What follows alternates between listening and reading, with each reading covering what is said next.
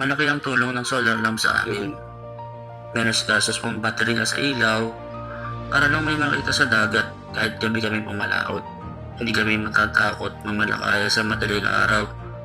Napakapangga kami ng malalaking bangka kasi makikita nila kami. Makakauwi kami ng ligtas sa pamilya namin.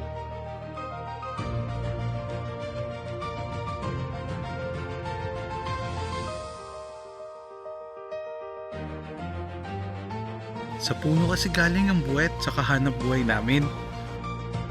Kaya talaga namang nakakatuwa na may nakakatulong na rin sa amin na palaguin ng gubat at parami ng mga puno. Kabuhayan kasi talaga namin itong 1-4 trees. Malaking bagay ito para sa mga pamilya namin. Nakakatulong din ito para may pang-tuition na kami para sa mga anak namin.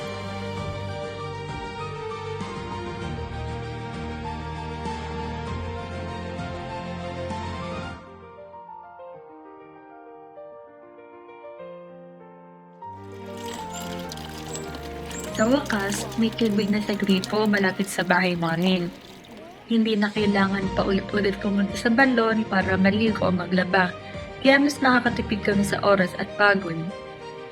Malaking tulong din na hindi naman bumibili ng inuming tubig dahil malinis na yung galing sa gripo. Hindi namin akalain na posible pala ito dahil sa solar.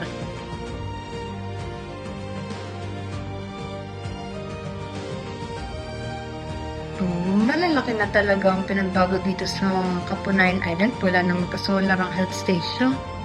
Mas mabilis na namin agapan ng emergencies. Tulad na lang ng pag-anak ni Ate Sonia dahil may ilaw at kuryente na kami. Kaya na rin namin mag-imbaka ng bakuna dahil may rep na.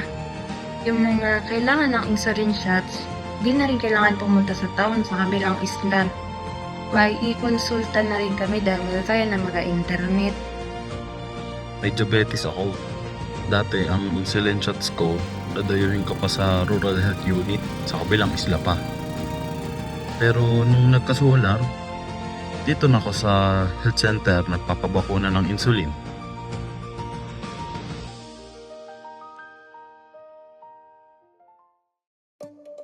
Sa sobrang mahal ng gasolina ngayon, dapat talaga gumaya ng iba sa amin na mag-e-trike na din. Nung binigyan kami ng One Miracle Foundation at DSWD ng e-trike charging station sa Valenzuela, pumilis ang pag-charge kaya mas maraming biyahe na ang nagagawa. May kita pa ang troda. Dati, gumagastos kami ng 15,000 para sa diesel sa irigasyon. Sa ngayon, wala na po yun. Meron na po kaming solar-powered irrigation pump. Malaking tulong po ito para sa aming mga magsasaka. Dahil sa maayos na patubig, gumanda rin ang bentahan ng aming mga palay.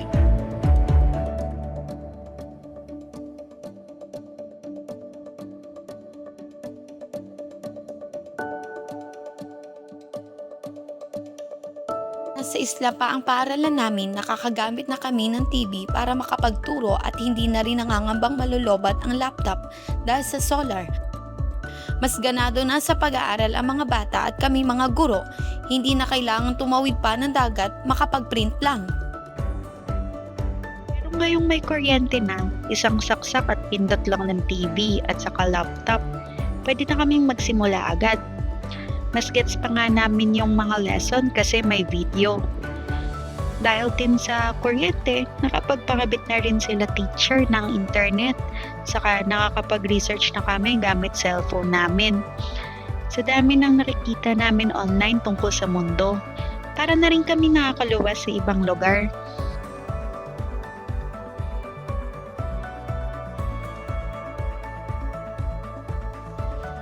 Natutuwa rin kami mga magulang sa tulong sa mga bata kasi syempre gusto namin matuto talaga sila magbasa at magsulat.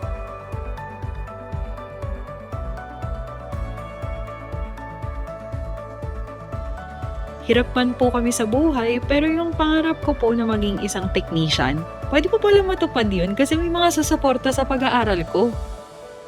Ang sarap-sarap po sa feeling na makakagraduate ka sa course na gusto mo. Ngayon, kaya ko na rin po suportahan ng pamilya ko.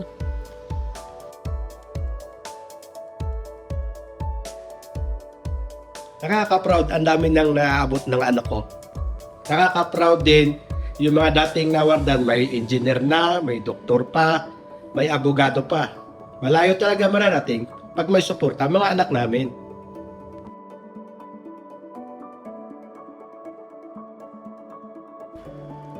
Masaya kami kasi kahit narinig ng lindol yung buhay at bahay namin, may mga nagpaabot ng pagkain at iba pang tulong para maitawid namin yung mga susunod na araw.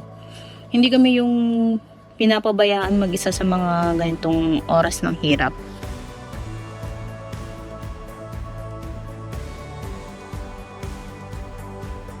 Noong nakikikabit pa lang kami ng kuryente, laging limitado ang galaw namin.